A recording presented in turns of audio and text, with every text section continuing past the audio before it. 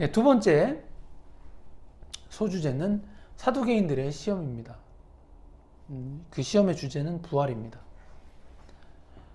바리새인들과 헤롯 당원들이 떠나고 이제 사두개인들과 같은 날에 예수님께 와서 이제 사두개인들이 질문하였습니다.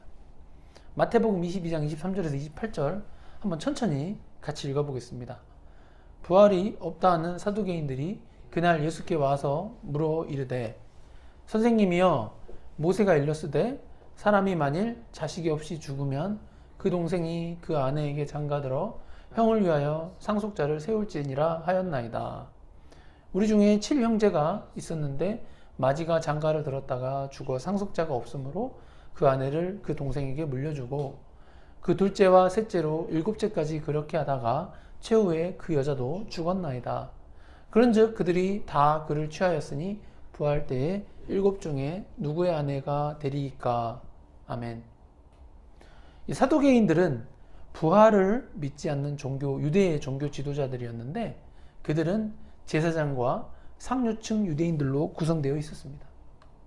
그리고 그들은 로마 권력자들과 밀접한 관계를 맺으면서 이 유대인들 사이에서 어떤 세력을 구축하고 있었습니다.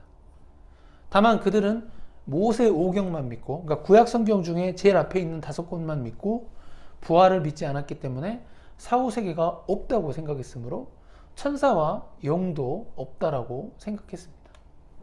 부활을 믿지 않았기 때문에 예수님께 부활이 합리적이지 않다는 것을 주장하고자 사람이 아들을 낳지 못하고 죽었을 때 죽은 사람의 동생이 가족의 유업을 잇기 위해 형수와 결혼하는 제도를 인용하였습니다.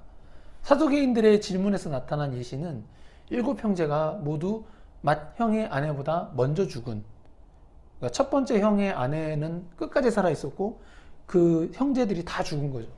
이런 먼저 죽은 극단적인 사례를 언급하면서 사실상 부활신앙을 비판한 것이었습니다. 그래서 예수님의 답변이 다음과 같이 이어집니다. 마태복음 22장 29절에서 30절 한번 같이 읽어볼까요? 예수께서 대답하여 이르시되 너희가 성경도 하나님의 능력도 알지 못하는 거로 오해하였도다. 부활 때에는 장가도 아니가고 시집도 아니가고 하늘에 있는 천사들과 같으니라. 아멘. 예수님은 사두개인들을 향하여서 성경도 하나님의 능력도 알지 못하는 거로 오해하였다라고 단도직입적으로 말씀하셨습니다. 성경은 부활을 명확하게 가르치고 있습니다. 그리고 하나님은 전지전능하신 분이시기 때문에 부활은 분명히 있을 것입니다. 예.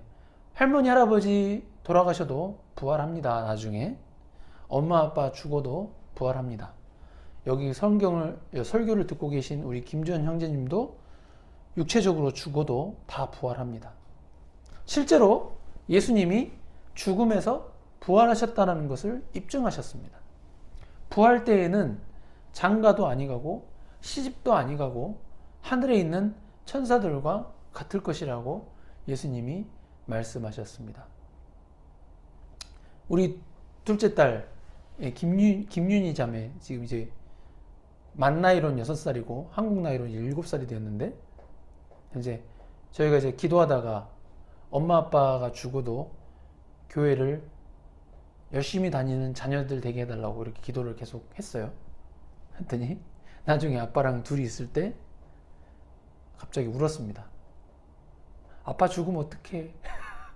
아빠 죽으면 어떡해요? 하면서 막 그 조그만 아이가 울더라고요. 아직 그 부활 신앙에 대한, 아직 어리니까 부활 신앙을 이해하지 못해서 그렇죠.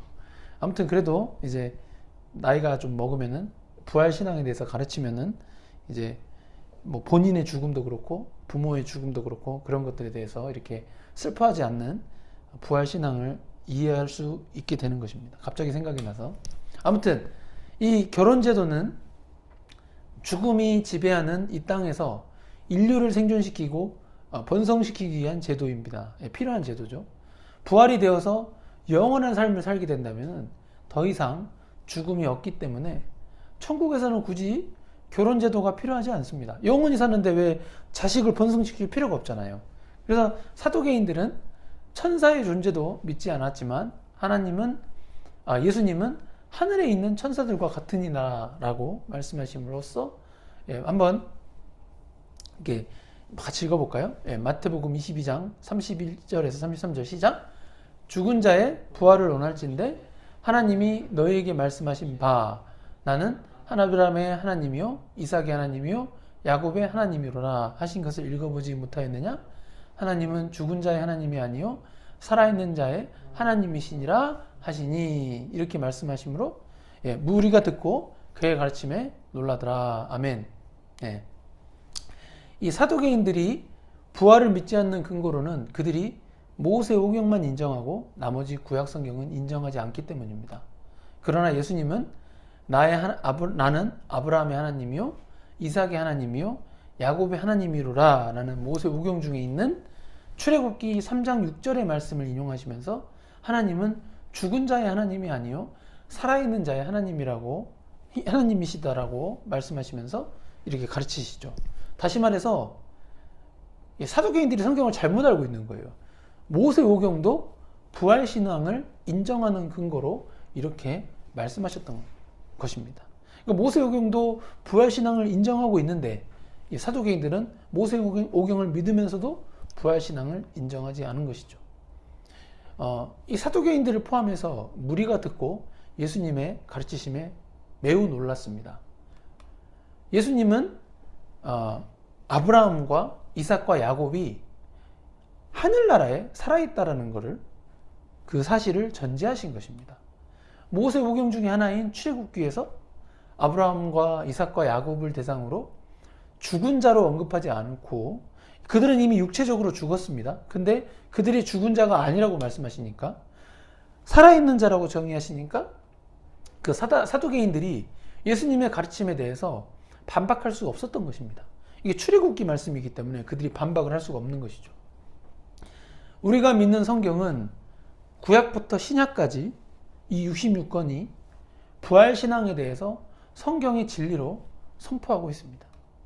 부활이 없다라고 가르치는 것은 성경의 진리를 부인하는 것입니다. 예수님을 믿지 않는 자들은 이 부활신앙에 대해서 이야기하면은 이상한 사람처럼 여길 수 있습니다. 심지어 예수 그리스도를 믿는 우리들조차도 부활신앙을 의도치 않게 경시하는 태도나 말을 할 수 있습니다. 그러나 분명한 것은 부활신앙은 성경의 진리이고 예수님의 말씀대로 죽은 이후에 우리가 특정 시점에 부활할 것입니다. 그래서 우리는 이 부활신앙을 무시해서는 안 됩니다. 절대로. 그리고 여러분 한 가지 주의해야 될 거는 예수님을 믿는 사람만 부활하는 것이 아니라 예수님을 믿든지 믿지 않든지 이 마지막 때에 모두 부활한다는 것입니다.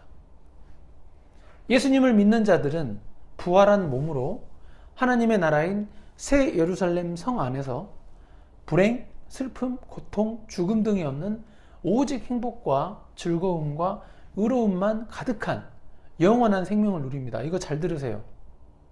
진짜입니다. 그러나 예수님을 믿지 않는 자들은 백보자 심판을 받기 위해서 부활하며 둘째 사망의 해를 받으며 영원한 불못으로 던져지는 영원한 벌에 처하여지게 될 것입니다. 그래서 믿지 않는 자들도 부활을 해요. 백보자 심판을 받기 위해서. 예수님을 믿지 않고 죽은 자들의 영혼은 이미 지옥에서 지금 벌을 받고 있습니다.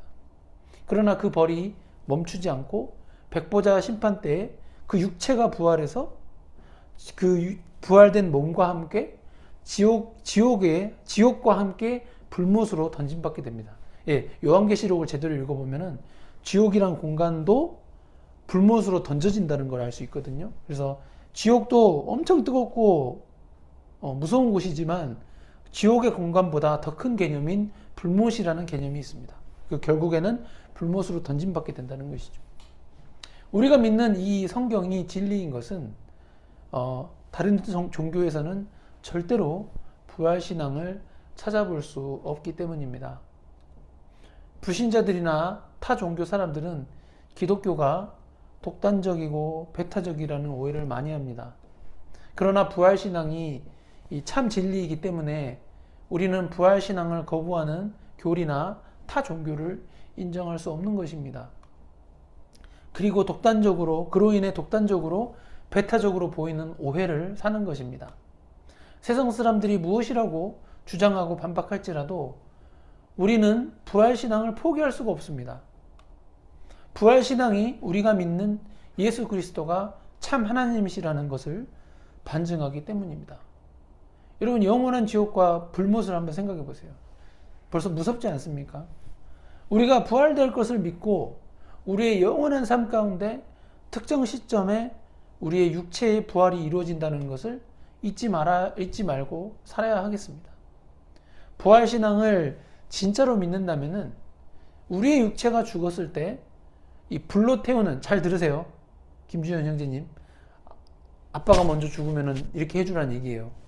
우리가 부활신앙을 진짜로 믿는다면 우리의 육체가 죽었을 때, 그러니까 저의 육체가 죽었을 때 불로 태우는 화장보다는 가급적 땅에 묻히는 것이 부활신앙을 믿는 표지가 되겠습니다.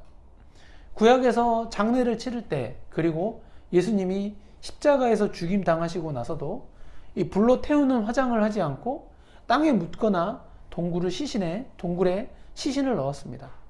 그러니까 신약 시대를 살고 있을지라도 우리도 부활신앙을 믿기에 가급적이면은 화장보다는 땅에 묻는 방향으로 장례를 치러야 하겠습니다. 아멘? 예. 그래서 아빠인 김세종 목사 육체가 죽으면은 가급적 땅에 묻어주세요. 불로 태우지 말고. 예.